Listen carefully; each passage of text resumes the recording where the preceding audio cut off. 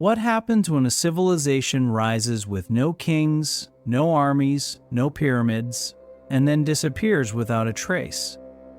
Beneath the sands of modern-day Pakistan and India lies a vast forgotten world. Streets that run in perfect lines, wells that still hold water, seals carved with symbols no one has ever deciphered. A society that built cities of stunning complexity, then walked away in silence. There were no great battles, no monuments to fallen rulers, no epic tales of gods or glory, and yet the Indus Valley Civilization thrived for centuries, stretching across hundreds of settlements and influencing lands as far as Mesopotamia. Then, it vanished. Why did they choose order over empire? How did they engineer such perfection without central power? What do their cryptic seals mean? And why did the rivers that once gave them life begin to betray them? In this journey, we will walk the sun-baked streets of Mohenjo-daro. We will uncover the echoes of their faith. We will trace their fingerprints through vanished trade routes and lost harbors. And in the end, we will follow them into the stillness where history forgets and memory waits. This is not just a story about the past, it is an expedition, and you are already standing at the threshold.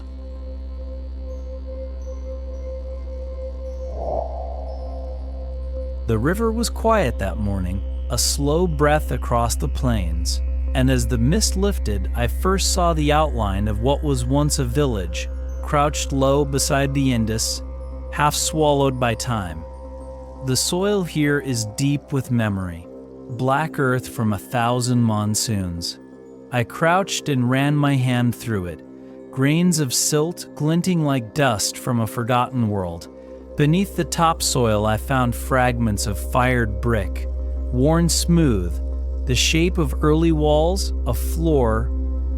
Before the grand cities rose, before Mohenjo-daro and Harappa were even names, this was where it began, a scattering of huts on the floodplain, a people just beginning to shape their world.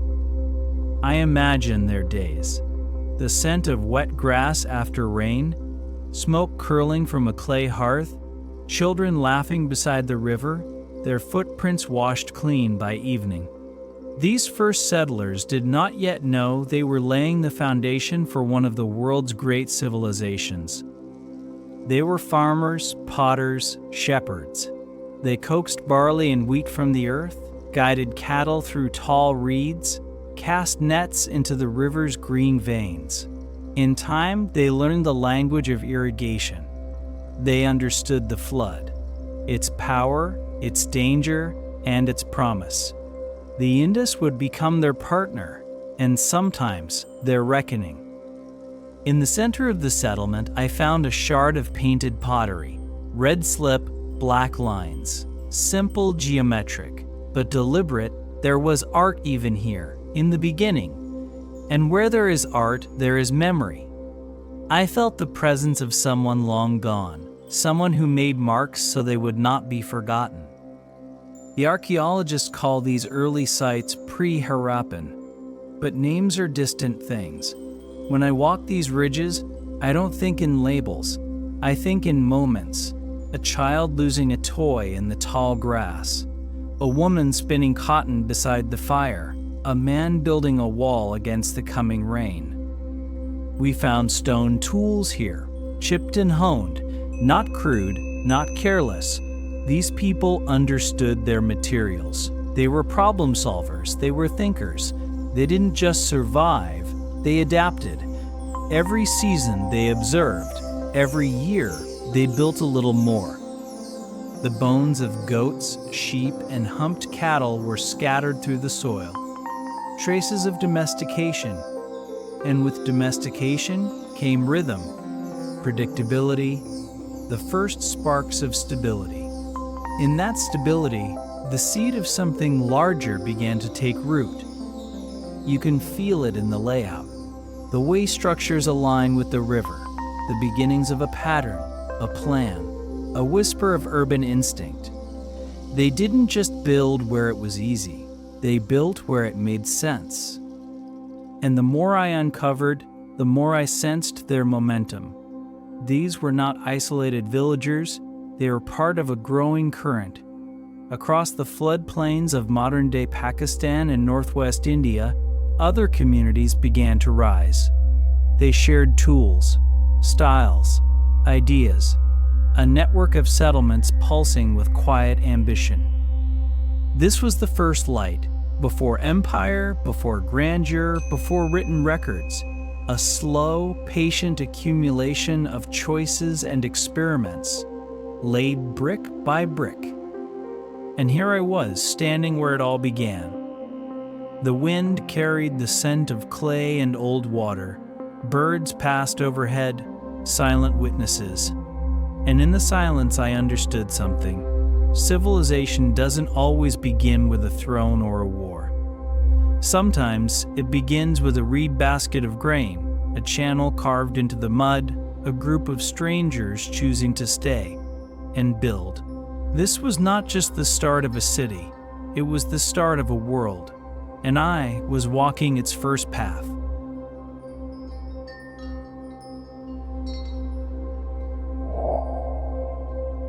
The sun was still low when I stepped onto the avenue.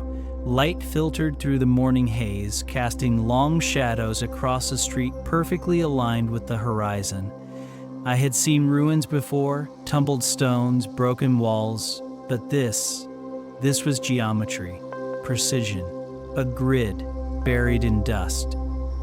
The road stretched straight ahead, flanked by the outlines of houses, courtyards, and what had once been bustling intersections. Each brick was uniform in size, each lane carefully measured. It was as though someone had sketched the city in the dirt with a ruler before the first stone was ever laid. This was no accident of chance or necessity. This was intent. Urban planning, older than imagination. In the heart of what we now call Mohenjo-daro, I traced the shape of a city crafted thousands of years ago, and yet it felt eerily modern. Streets at right angles, drainage beneath walkways, multi-level buildings, wells spaced throughout neighborhoods. Every feature told a story of a people who valued order, flow, and function. I paused beside a house. The walls rose waist-high now, but once they stood tall, sheltering families, memories, lives. The front opened onto a narrow lane. A side door led into a private bathing area. In the back, a stairwell led to a second floor, now lost to time. There was privacy here, purpose, architecture designed with the rhythms of daily life in mind. And it wasn't just one house. It was hundreds, perhaps thousands. The same care, the same layout, repeating across the city like a quiet chant. The bricks told me what words could not. These people understood infrastructure. They built not just for survival, but for stability. I followed the street to what scholars call the Great Bath. Even now, with the water long gone, the craftsmanship was undeniable. Layers of baked brick sealed with bitumen, steps descending into what might have been a ceremonial pool. Around it, rooms, maybe for changing, maybe for worship. This was not just engineering. This was community, ritual, a shared sense of place. As I walked, I imagined the sounds, the shuffle of sandals, the low hum of voices, the creak of carts, a city alive, breathing in the heat of day and sighing in the cool of night.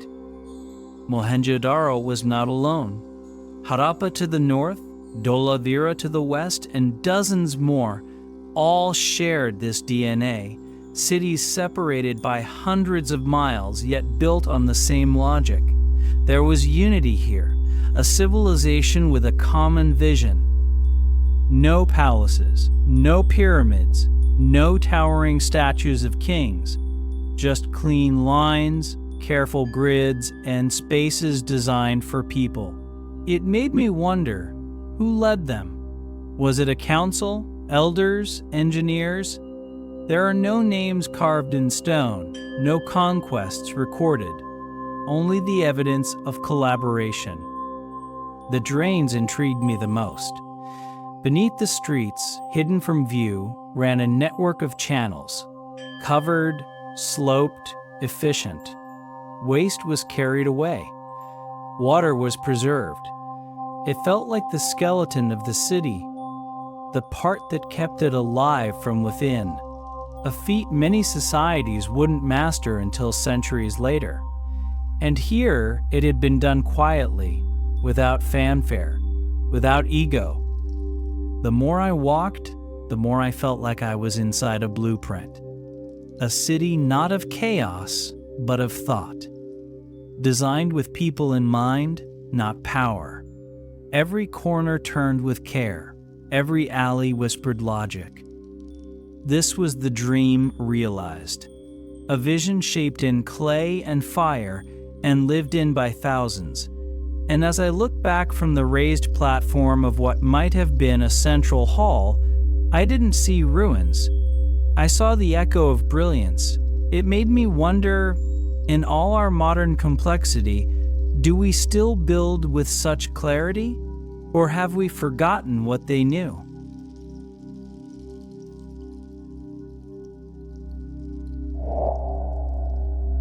In a storage chamber half lit by late afternoon sun, I found them stacked in shallow trays, small squares of steatite, smooth and cold in the palm, each one no larger than a matchbox, each carved with images, bulls with curling horns, elephants, crocodiles, abstract creatures half remembered from dreams. Beneath them, a line of symbols etched with deliberate care, the Indus seals. I turned one over, then another. Every surface was intentional, a compact world of meaning pressed into stone. And yet, for all our study, for all our science, we still do not know what they say. This civilization, so organized, so advanced, left behind a script no one has ever read. The symbols repeat. There are over 400 unique signs. Some recur often, others appear just once. Always short, always concise. But their purpose remains a mystery. Were they names, titles, instructions? Were they prayers, laws, records of trade? I held the seal to the light and felt the weight of unspoken language. A whole system of thought now silenced by time. The seals were not rare. We have found thousands across dozens of sites: Mohenjo-daro, Harappa, Lothal, Kalibangan. They were pressed into clay, strung on cords, carried like keys or badges. They traveled with merchants, crossed rivers, perhaps even seas. Some turned up as far as Mesopotamia, traded between civilizations. That means others may have read them once. Others may have understood. There was a moment standing in that room when I imagined the scribe, kneeling beside a fire, carving into soft stone before it hardened in the kiln. Each stroke precise, each line loaded with meaning. What were they thinking? Did they know their work would outlast empires? Or were they simply marking goods, counting bushels, tracking shipments? Some seals show a figure seated in meditation, legs crossed, eyes closed. Surrounding them, animals, horns, flames. Some scholars believe this could be an early form of Shiva. Others see shamanic visions, a spiritual order long predating the Vedas. But without translation, we can only guess. And that is what haunts me. Because for all the bricks, for all the drains, for all the city walls, it is the writing that holds the soul of a people. And in the Indus, that soul remains hidden. Attempts have been made. Codebreakers, linguists, even artificial intelligence. Patterns have been proposed, theories drawn, but there is no Rosetta Stone, no bilingual text, and so the Indus script stands alone, uncracked. Some believe it was never a true language, just symbols for administration. Others argue it was complex, spoken across vast regions. If that is true, then somewhere, buried beneath fields or hidden in cave, may be the one clue we need. Until then, the seals remain sacred artifacts of ambiguity. They are touchstones of a civilization that communicated not with monuments or conquest, but with symbols, small, quiet, profound. And they remind us that not all knowledge survives in sound. Some knowledge endures in silence. I set the seal back into its tray and looked around. Shelves of undeciphered texts, lines of forgotten syntax, a chorus of silent voices from 4,000 years ago. It was humbling. In their silence, the seals invite us to listen more closely, to see more deeply, to remember that sometimes the greatest truths are not shouted from mountaintops, but whispered in code. And the code is still waiting.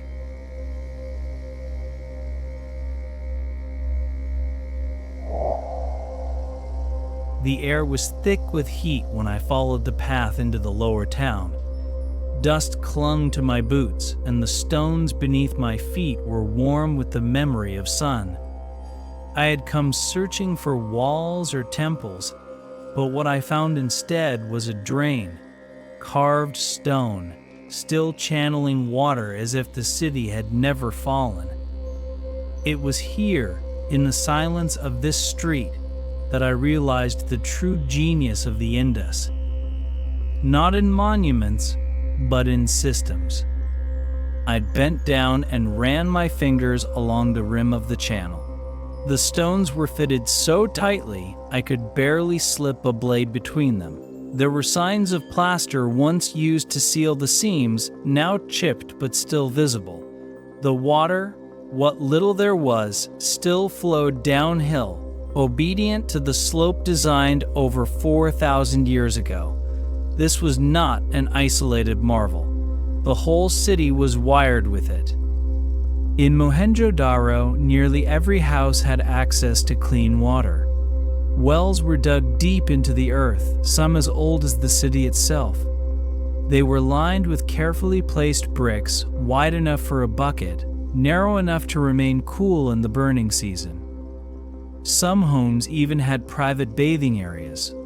Stone platforms where citizens poured water over themselves, their excess runoff whisked away into the underground drains.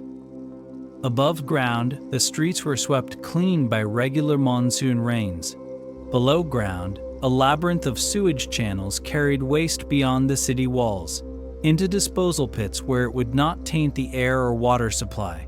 It was cleanliness, not just as custom, but as architecture.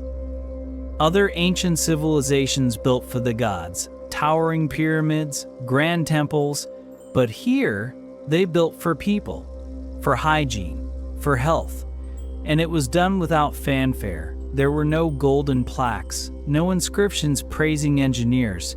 The design was the legacy, the functionality was the reward. I followed the drainage system through alleyways and side streets, tracing its reach. At every turn, it surprised me. Covered stone lids made access easy. Silt traps allowed for maintenance. Even today, the lines remain visible, unbroken, purposeful. In one building, possibly a public bathhouse, the engineering reached its peak. The floor sloped perfectly toward a central drain. The bricks were laid with alternating patterns, increasing strength. A narrow vent in the wall suggested airflow, maybe to reduce odor, maybe to cool the space. It was hard to say. The design worked so well, its purpose left no trace of struggle. These systems speak of a society not driven by conquest, but by community. There were no palaces towering above the poor. The same infrastructure served everyone. Rich or humble, each citizen lived with dignity. And I wonder what it felt like to live in such a place. To wake each morning, draw water from a well a few steps from your door, to bathe in privacy, To know your waste would not pollute your neighbor's home. It was elegance without excess, mastery without monument. Standing there, in the quiet space between two ruined houses, I felt awe not for what had been built, but for what had been thought. This was not the arrogance of empire, it was the humility of design, a civilization that understood water not as a resource to be conquered, but as a partner to be managed. In the end, it was not the bricks or the streets that impressed me most. It was the unseen flow beneath it all. A hidden grace, still moving, still working, still whispering the intelligence of those who came before.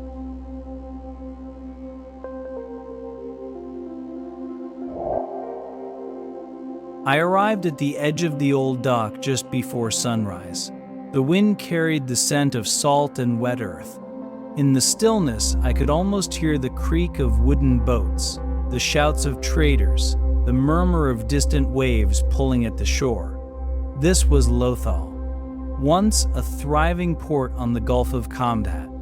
Now, its outlines barely rise above the flattened earth. But in its day, it was a gateway, a place where land met sea, where the Indus reached beyond itself. The dock still exists, a massive rectangular basin carved into the ground with stone-lined walls and a channel leading outward.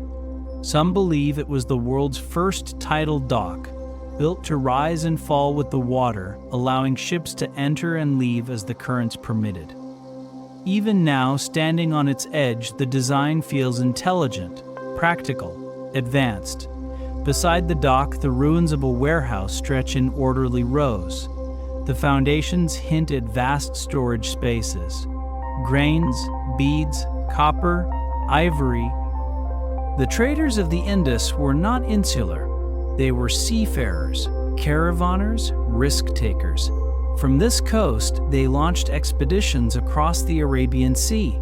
Their goods have been found in Oman, Bahrain, and even ancient Mesopotamia. In the markets of and Lagash, seals from the Indus have been uncovered. Their symbols untouched by time, their meaning still lost, but their presence unmistakable. Imagine the conversations, the exchange of words between languages long dead, the mingling of worlds through the promise of trade. And it was not just Lothal. Harappa and Mohenjo-daro also served as inland trade hubs, connected by a network of roads, rivers, and pack animals. Bullock carts carved ruts into ancient paths, the wheels turned with purpose, carrying raw materials and finished goods alike. From the mountains to the sea, the Indus moved. Their trade was not only in goods, but in ideas, in styles, in tools. They absorbed influence and gave it in return. Beads from the Indus were found in royal tombs far from the subcontinent. Carnelian, fired in kilns and polished to perfection, was prized across borders. The cities themselves reflect this cosmopolitan spirit. No walls of defense, no signs of siege.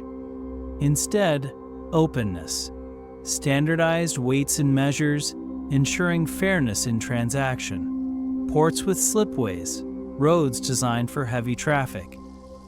I stepped into what had been a craftsman's quarter. The floor was littered with debris, beads half-carved, shells pierced and ready for stringing. Here, hand-shaped objects meant for faraway lands. Each piece carried a mark of origin, a seal, a story.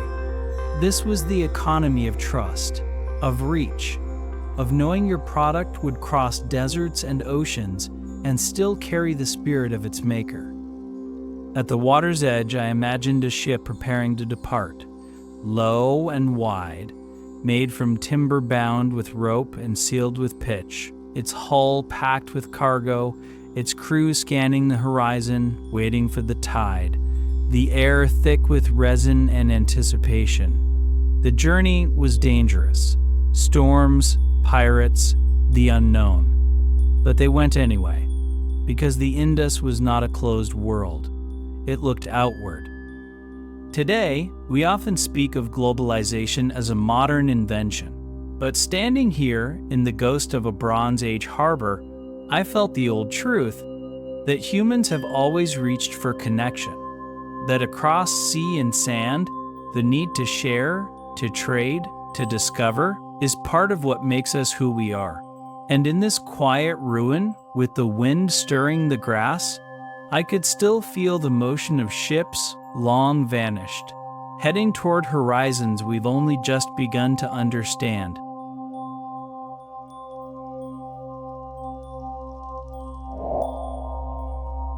I climbed the slope just after dawn.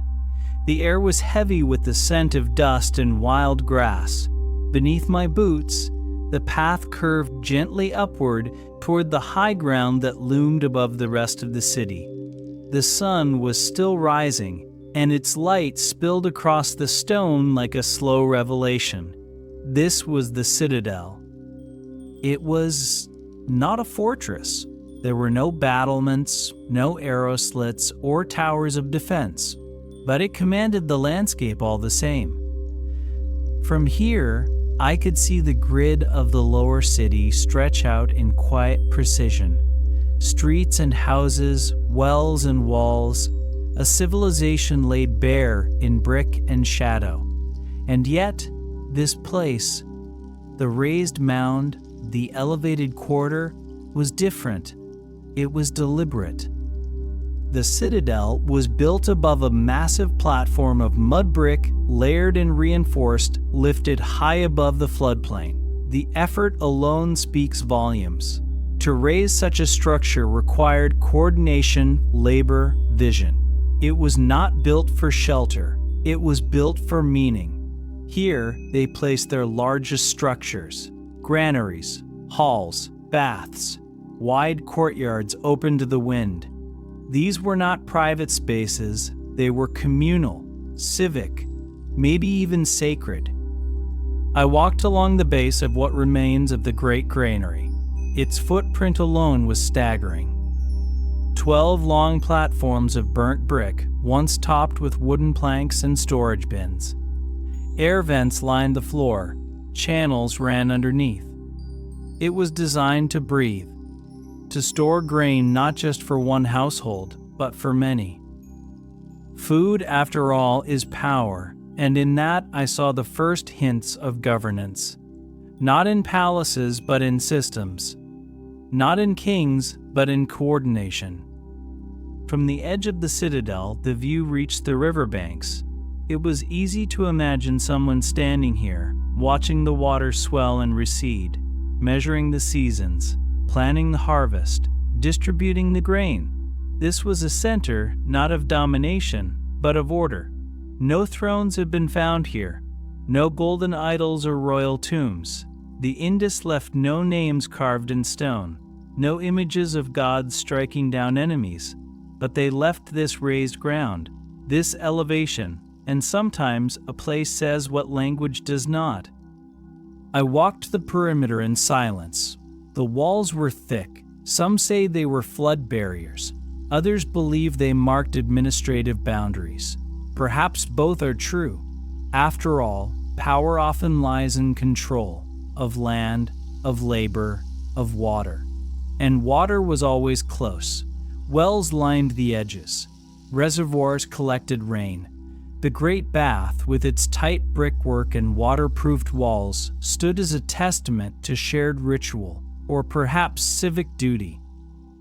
It was the heart of something we still do not fully understand.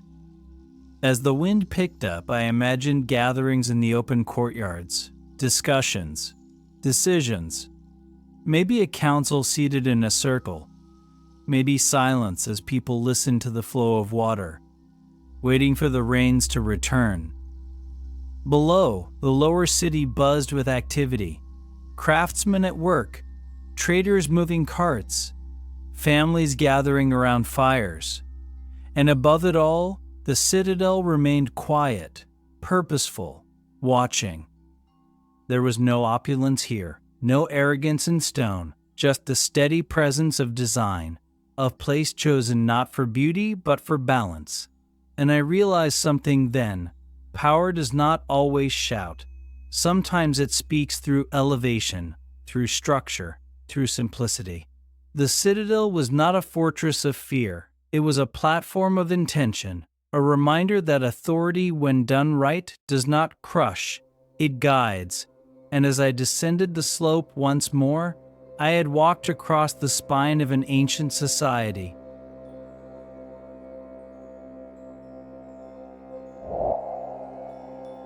The fields stretched far beyond the edge of the city, dry now, dust-blown, but still holding the shape of furrows carved long ago. I walked where the crops once rose in rows, golden and tall, swaying with the breath of the monsoon. There was no harvest today, only the wind, and the silence of soil that had fed thousands. This was the agricultural heart of the Indus. Long before machines, long before tractors or maps, they understood how to work the land. They read the rain, the river, the sky. And from that knowledge, they built a system that turned wilderness into sustenance. The evidence lay all around me. Carbon traces of barley and wheat, impressions of lentils, chickpeas, and field peas. Bundles of grain once stored in vast granaries, now silent beneath the sun. Even rice in its earliest cultivated form made its appearance here. But what struck me most was the cotton. The Indus Valley gave the world its first threads. This was where cotton was spun, woven, dyed, a plant transformed into cloth with quiet mastery. I found a spindle whorl in the dirt, just a small round disc of fired clay, simple and profound. With it, someone had twisted fiber into thread, spun skeins that would become robes or sails or market goods. The same hands that fed the city also clothed it. Their textiles were not crude. They were dyed with indigo and madder, colored in Earth's richest tones. They were exported, carried across deserts and oceans, worn by people who had never heard of the Indus, but who wrapped themselves in its ingenuity. They planted their fields along the river, but not carelessly. The Indus could flood without warning, so they built embankments, dug channels, learned to store water during dry seasons. In some places, they used floodwater farming, capturing silt-rich flows to nourish the soil. In others, they built reservoirs and bunds, managing irrigation with techniques that echo through time. Farming was not guesswork. It was observation, repetition, memory. I imagine the planting seasons, the songs sung as seeds were sown, the tension in the air when the clouds gathered. These people lived by the calendar of the sky, but they also stored for the lean years. The granaries in the Citadel were not symbolic, they were survival, designed to keep moisture out and air moving, designed to last, because even then they knew that the gift of the earth came with risk. One bad season, one failed flood, and hunger would follow, so they planned ahead. Domesticated animals moved through these same fields, humped cattle with curved horns, goats and sheep, water buffalo wallowing in shallow pools. Their bones lie buried beneath the soil, a record of daily life and daily dependence. It was a balanced system: crops, livestock, storage, trade. One fed the other, one protected the other. And it was not just rural. Even in the cities, the touch of agriculture remained. Every neighborhood had its well, every family its connection to food. The link between urban and rural was not severed. It was woven like the cotton they spun. I walked back along the ridge, the sun now high, the wind warm against my face. The soil beneath me had once grown enough to support a network of cities, perhaps hundreds of thousands of people. It had clothed them, fed them, anchored them. We often look to temples and tools for signs of greatness. But here, in the quiet hush of a forgotten field, I saw the true strength of the Indus. It was not war or wealth, it was food, it was fiber, it was the earth, carefully understood.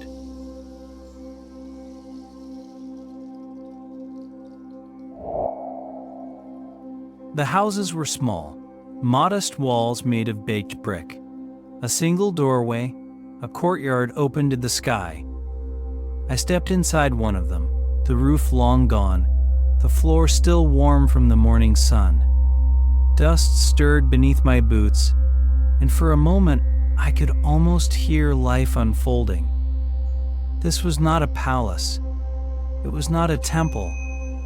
It was a home, and that made it sacred in its own way. We often speak of civilizations through their monuments, their walls, their wars.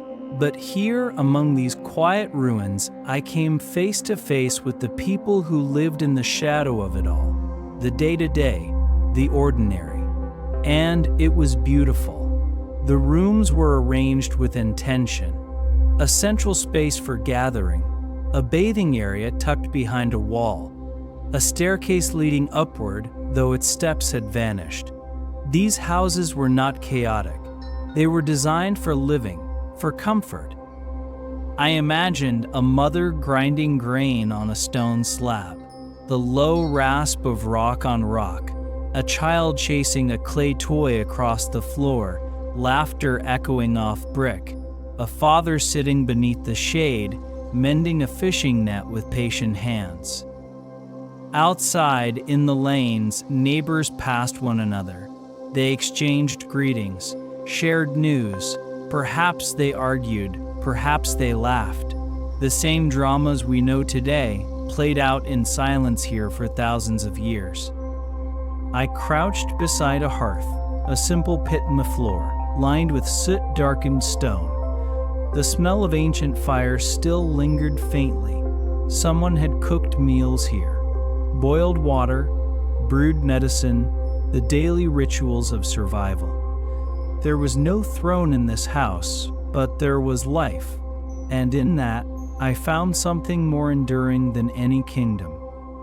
The people of the Indus were not strangers to comfort. They built homes with private wells, indoor drainage, and rooftop access to catch the breeze. Their kitchens were organized, their storage areas efficient. Some even had covered courtyards to protect from the heat. It was not luxury, but it was dignity. Evidence of toys has been found, terracotta animals, miniature carts with wheels that still turn, spinning tops shaped by hands long forgotten. Children lived here, they played, they imagined, and where children play, civilization breathes. In a corner of one room, I found the imprint of a loom weight, worn smooth, half buried, the faint echo of textile weaving. Perhaps a woman once sat there, fingers moving swiftly, creating cloth for her family or for trade, her work quiet, invisible to history, and yet vital to it. There are no epic tales from the Indus, no written legends, no heroic inscriptions, but their lives speak anyway, through clay, through stone, through the spaces they left behind. In the workshops, tools lay scattered, chipped flint blades, drills, needles, the craftsman's world.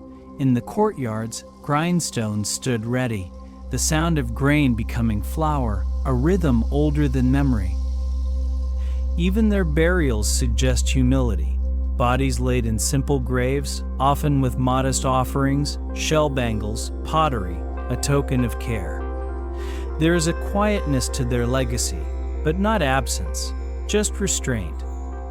And perhaps that is the lesson. That greatness is not only measured by conquest or size or scale, but by how people lived, how they treated one another, how they shaped their homes, not for show, but for shelter.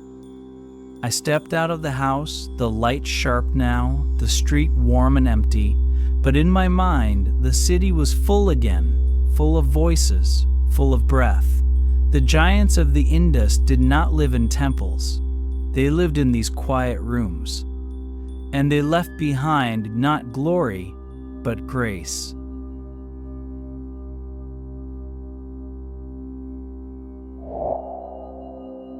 The platform was bare, no statue, no altar, just stone weathered by time, open to the sky. I stood there in the quiet space where faith once gathered, and I felt the presence of something unspoken. Not absence, not ruin, but reverence. In all the great cities of the Indus, we find no temples in the traditional sense, no towering ziggurats, no grand shrines filled with images of gods. And yet, everywhere, there are hints of the sacred. It begins in the symbols, seals etched with horned figures seated in cross-legged posture, surrounded by animals, sometimes crowned with branches or flame. Some believe this figure could be an early prototype of Shiva. Others see a shaman, a priest, a ruler touched by the divine. Whatever the truth, the image is deliberate. It repeats across time and distance. It meant something. In one house, I found a small figurine, a woman with wide hips, a fan-like headdress, arms raised. The so-called mother goddess, though the name is ours, not theirs. She may have been fertility, she may have been earth, she may have been memory carved in clay. But she was important, that much is clear. Faith, here, was not grand. It was woven into the fabric of life, quiet, embedded. The Great Bath found in Mohenjo-daro tells us more. It was not a pool for leisure. Its construction was too careful, brick-lined, water-sealed, surrounded by rooms for changing or waiting. This was not for bathing the body.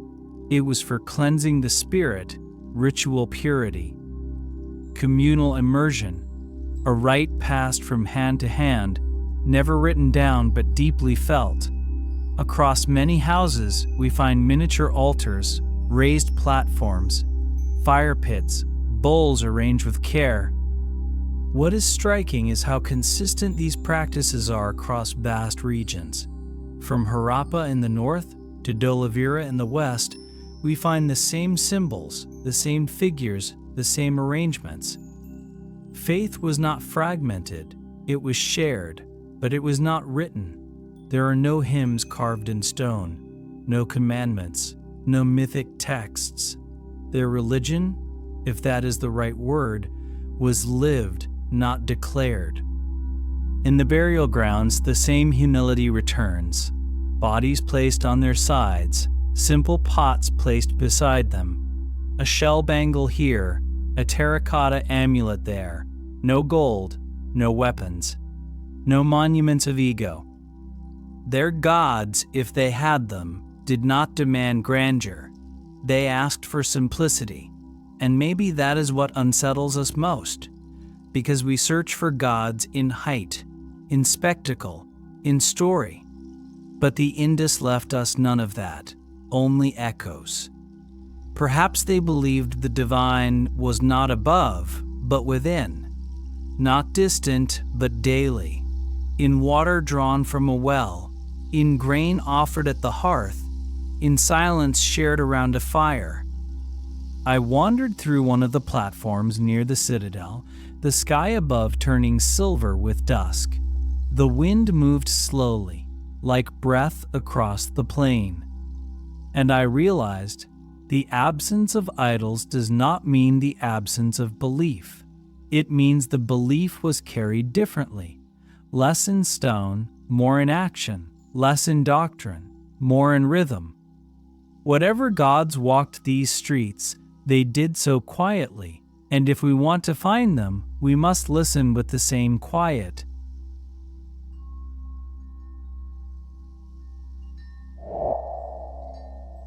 I followed the old riverbed in silence. The banks were cracked and dry, the soil turned to powder beneath my steps. Once, this channel carried the lifeblood of a civilization. Now, it was nothing more than a scar on the land, a memory carved by water that no longer came. This was where the silence began. The Gagar Hakra, the river that some believe was once the mighty Sarasvati. It ran through the heart of the Indus Valley, feeding cities, linking settlements, carrying more than just water. It carried connection. When it flowed, life flourished. But then, it changed. Climate is not loud. It shifts like a shadow, and in the final centuries of the Indus cities, the rains began to falter. Monsoons weakened, rivers ran thinner, floods became unpredictable, not generous. I crouched beside a dried canal, the bricks still holding their shape. This was once a waterway, a line of engineering, built with foresight. But foresight cannot stop the sky. You can dig 1,000 channels, but if the rains do not come, they remain empty, and empty they became. In the settlements further west, like Dolavira, vast reservoirs were constructed, stone-lined, carefully planned. It was a response to scarcity, a final attempt to capture what little the heavens gave. But even that was not enough.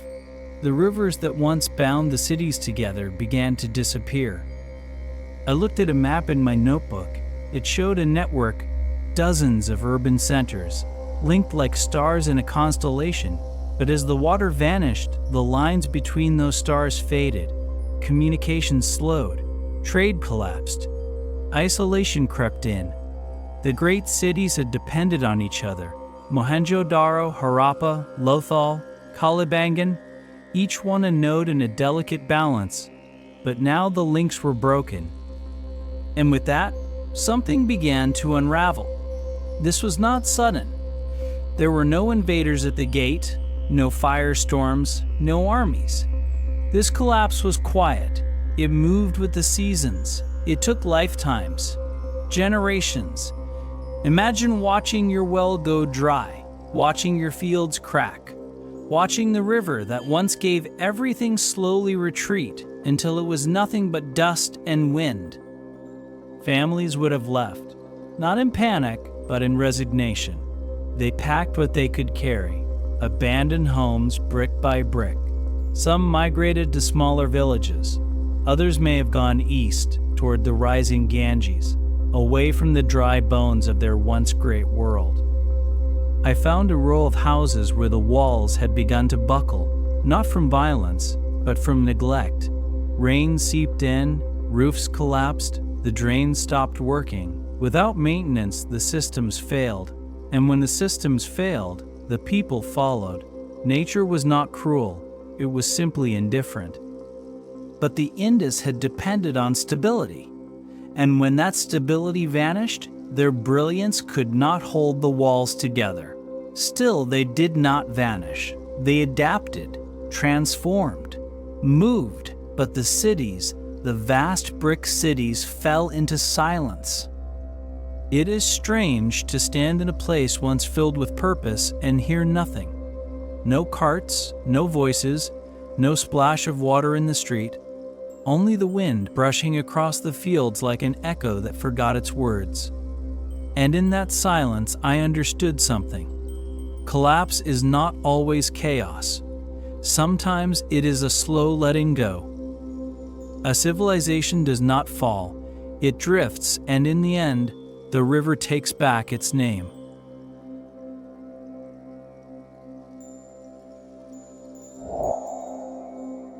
The road was barely visible, just a faint indentation through scrub and stone. Once, caravans passed this way, carts loaded with beads and copper, pack animals bearing grain, cloth, shell, and salt.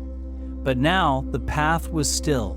The wind moved alone. I stood where markets once rose in the open, where traders bartered without a common tongue, where seals were stamped, weights were measured, and deals were struck beneath the open sky. All of that was gone. Trade had been the bloodline of the Indus. Its cities were not isolated islands. They were ports in a great web stretching from the mountains of Baluchistan to the deserts of Mesopotamia. Every good that moved with meaning. But then, slowly, those corridors closed. It started with the rivers. As waters shifted and shrank, transport by boat became harder, docks silted, channels dried. The port of Lothal, once a marvel of early engineering, was left stranded far from the sea it once touched. Its wharf, now silent, began to crumble under the weight of disuse. Without water, trade slowed. Without trade, cities lost breath. Further west, connections to Mesopotamia faded. In ancient Sumerian texts, the land of Meluhha, what many believe to be the Indus, suddenly vanishes from the records. No more mention of its goods, no more foreign names on tablets. The exchange that once hummed across the Arabian Sea went quiet. I visited a ruined warehouse, its long foundation now filled with wind-blown sand.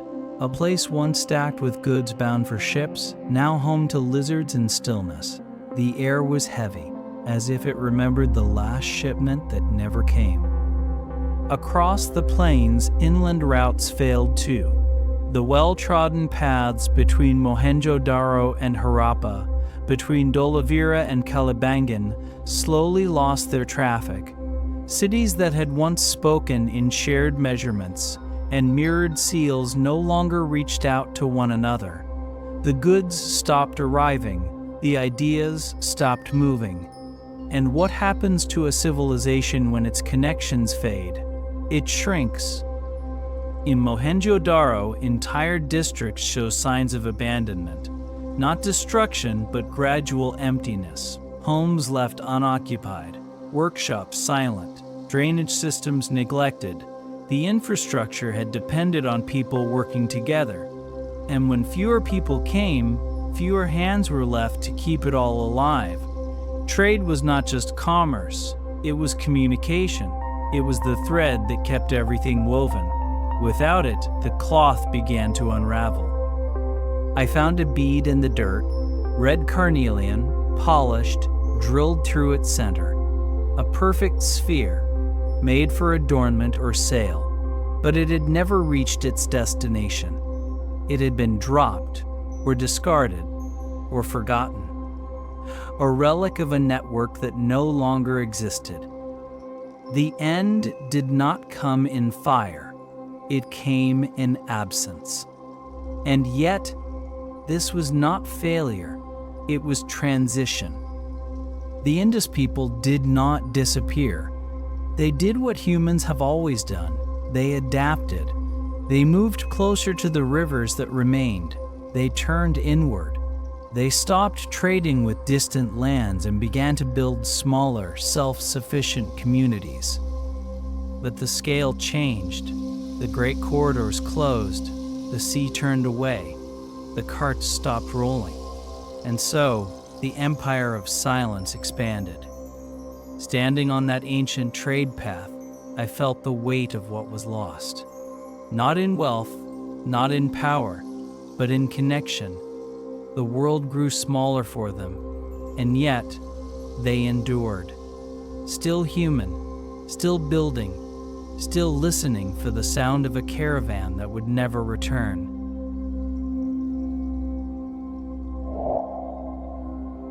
The house was empty. The walls still stood, but the roof had long since fallen. In the corner, a broken pot, a footprint hardened in clay. A toy made of terracotta, its wheels snapped. It felt like a goodbye, not meant to be final, just unfinished. This was not the scene of a city burned. There were no signs of violence, no toppled statues, no collapsed towers. Only stillness, the kind that follows when a place has been gently, slowly left behind. The people of the Indus did not vanish. They moved. Over years, perhaps over generations. As the rivers dried and trade faltered, families began to leave the cities they had once built with such care. Not in haste, not in panic, but in search of something new. I followed the line of their path. It stretched southward and east, toward lands where the rain still fell, toward smaller rivers that had not yet betrayed their courses. New soil, new promise. They carried what they could, not just tools and food, but memory. The shape of a home, the sound of a street, the rhythm of their old life woven into new soil. In some places, their legacy is faint. A shard of pottery here, a seal reused as a pendant, a bead out of place. But the pattern is clear. The culture continued, just differently. The great cities, once dense with people, slowly emptied. Not all at once. A block here, a district there. Some neighborhoods stayed longer than others. You can see it in the bricks. Early walls repaired with later ones. Older structures built over. A slow layering of choices. I stepped into one such area. A house that had been modified, its rooms divided, its spaces repurposed. A sign that fewer people lived here now, that old roles had shifted, that the social fabric was fraying and reweaving itself. The Indus civilization had been built on scale, on coordination, but as those networks weakened, the cities could no longer support themselves in the same way. The solutions became local. The knowledge remained, but it no longer spread. Migration did not end the Indus. It reshaped it. In the eastern plains where new communities took root, elements of Indus life continued. Pottery styles, weight systems, agricultural tools, even city layouts, though smaller, more rural, carried echoes of what came before. But they stopped building in brick. They stopped carving seals. The script disappeared. Some say this marks the end of the civilization, but I do not see an ending. I see transformation, a shift from the grandeur of the grid to the intimacy of the village, from cities measured in thousands to homes counted one by one. And still, the memory remained, passed not through writing, but through practice, through hands that remembered how to grind grain, how to shape a wall, how to raise a child beneath a roof designed to welcome the wind. I imagine them sitting around the fire, elders speaking of the old cities, of the wide roads and deep wells, of the days when boats came from across the sea, their stories not of kings, but of streets. And in those stories, the cities lived on, because memory is migration's companion. And even as feet moved across new ground, hearts remained tethered to what once was. I turned away from the ruins as the sun dipped low. Behind me, the ghost of a city. Ahead of me, fields dotted with homes built of mud and wood, shaped by the descendants of those who left. And I understood then, a civilization is not lost when its cities fall. It is lost only when its memory fades. And this memory still walks with us.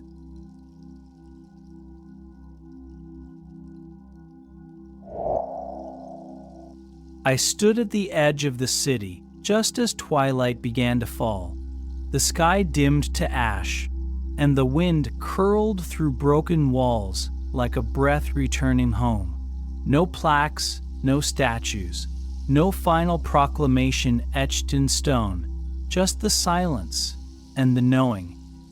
This was how the Indus ended, not with conquest, not with fire, not with a cry, but with a hush. In most ancient civilizations, endings are loud. We find the signs, burn layers in the soil, cities toppled, names of enemies carved in warning. But here, there is none of that. Instead, there is stillness. It is the stillness of absence, of streets no longer swept, of drains no longer cleared, of walls that cracked, not from siege, but from time, One by one, homes were abandoned, not destroyed, simply emptied. You can feel it when you walk through the lower city. The bricks still fit together. The wells still hold water when the rains come. The bones of the city remain strong, but the life is gone, and no one told us why. The script had already vanished by this point. The seals stopped appearing. The symbols that once carried messages across trade routes grew fewer, then silent. Whatever words were spoken in farewell have long since scattered on the wind. We are left to piece together fragments. A city half dismantled, roof beams taken to new homes, bricks reused in distant villages, like memory being folded away, but not erased. Some suggest disease, others blame famine, climate, earthquakes, shifts in river patterns. No single answer fits perfectly, and perhaps that is the point. Civilizations, like people, do not always end with a cause. Sometimes they fade, and what they leave behind is not a story, but a question. I sat beside a toppled wall and tried to imagine the last family to leave. A mother wrapping up grains in cloth, a child carrying a clay toy, a father dismantling the door to use it elsewhere. Did they know they would never return? Or did they think, maybe one day? There is no inscription marking the end, no farewell carved into brick, no burial that speaks louder than the others. Just quiet. A quiet that stretches across centuries. And still, they are not truly gone, because pieces of them remain. In the tools still used by farmers in distant corners of the subcontinent, in the patterns still seen on local pottery, in the way some villages align their homes to catch the breeze, just like they did here. We cannot hear their voices, we cannot read their words, but we can walk their streets, touch their walls, draw water from their wells, and in doing so, we draw closer to who they were. Sometimes I think their silence is not a mystery to be solved, but a gift to be respected. They lived without conquest, built without hierarchy, traded without bloodshed. Their story does not end with war. It ends with a whisper, and perhaps that is why they endure in the imagination, even without a written legacy. Because they remind us that greatness does not always need to be shouted. Sometimes it simply needs to be lived and left behind. As the last light slipped behind the western ridge, I closed my journal. There was nothing more to uncover here, only the echo of footsteps in dust, and the truth that some of history's most enduring chapters are the ones without words.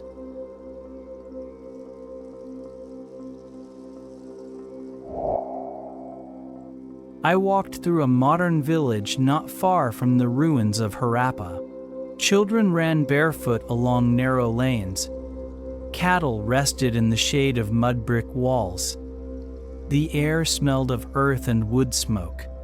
It was all so familiar, and yet it felt ancient.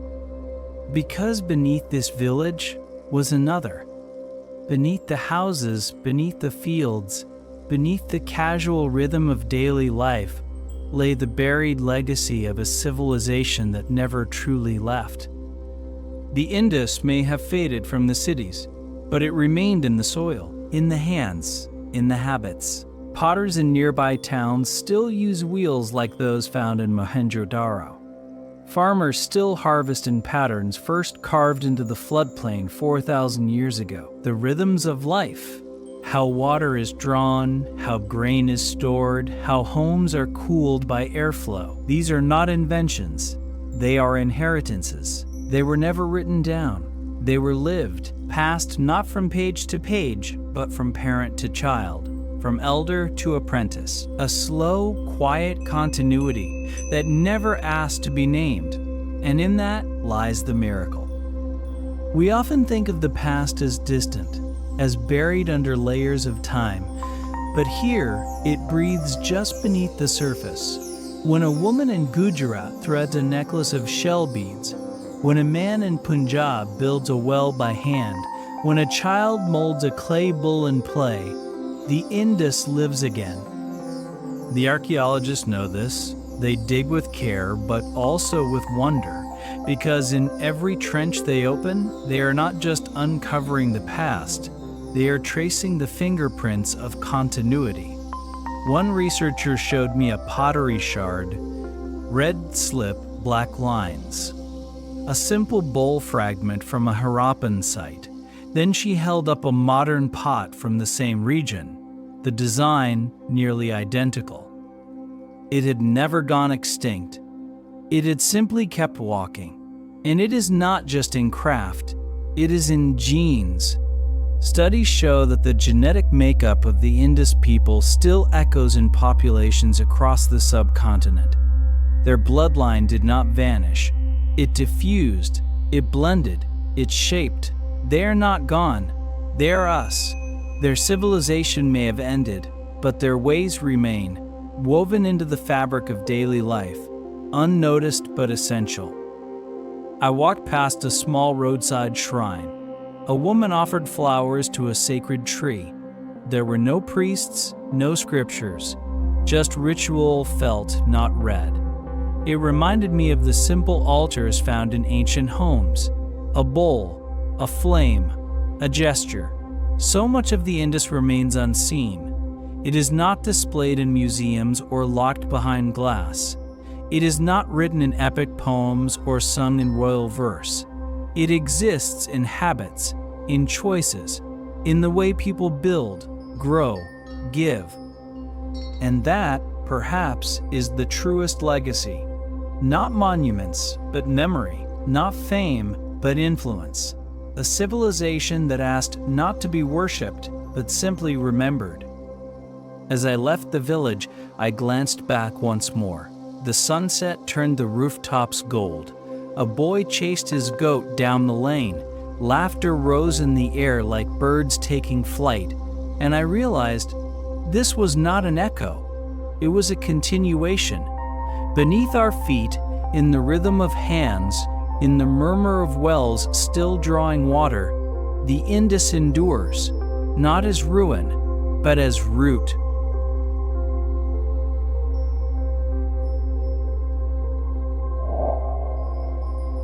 I spread the map across my lap as the wind tugged at its corners. It was marked with red circles, faded ink, and scribbled notes from months of travel. Some cities had been crossed out, others had question marks beside them. But there were more beyond the edge of the page, places still unnamed, stories still waiting to be found. Because this journey is far from over. The Indus Valley Civilization may have fallen silent, but the silence is not empty. It is layered. Beneath each ruin, beneath each unanswered question, there is more. More waiting in the dirt, more resting in the spaces between the facts. We have uncovered only a fraction of it. There are hundreds of sites we have not yet touched. Villages swallowed by time, walls buried beneath rice fields, pottery crushed beneath layers of silt, entire cities still hidden, just waiting for someone to kneel in the dust and brush back history with trembling hands. And still, we do not understand the script. The seals remain mute. The symbols refuse to open. For decades, we have tried to translate them. We have compared them to known languages, run them through machines, analyzed every stroke. But the meaning stays locked. The voice of the Indus still unheard. Perhaps it is waiting for the right key. Or perhaps, like so much of their world, it was never meant to be explained, only experienced. That is the truth of exploration. You do not always find answers. You find questions that lead you deeper. And sometimes, that is enough. I look back over this journey, 15 fragments, each one a window into something older, something wiser. We walked among houses, held seals, touched grain that once fed cities. We heard the echo of a people who chose precision over pride, balance over empire, simplicity over spectacle. They left behind no kings, no gods in stone, only systems, symbols. And yet, in every corner of their world, we found wonder. It changes you. To know that humans 4,000 years ago bathed in clean water, traded with distant shores, raised their children in orderly cities, and practiced a quiet faith that asked nothing but presence. It reminds us that progress is not always forward. Sometimes it loops. Sometimes it waits for us to return. There are still questions I carry. Who were their leaders? Why did they not build monuments? What did they believe in, truly? What did they say in the language we still cannot hear? But those questions do not weigh me down. They pull me forward. Because the Indus Valley is not a closed book. It is a field journal left open. Pages missing, ink smudged, but still calling out across the centuries, inviting us back. And so, I pack my tools, I roll the map, I tighten the straps on my pack. The expedition continues, not only in deserts or archives, but in the way we think about the past, in how we walk through ruins, in how we listen, not for what is loud, but for what is lasting. Because the greatest mysteries are not always hidden. Sometimes they are simply waiting beneath our feet, waiting in the soil, waiting in silence. And I will keep walking until the silence begins to speak.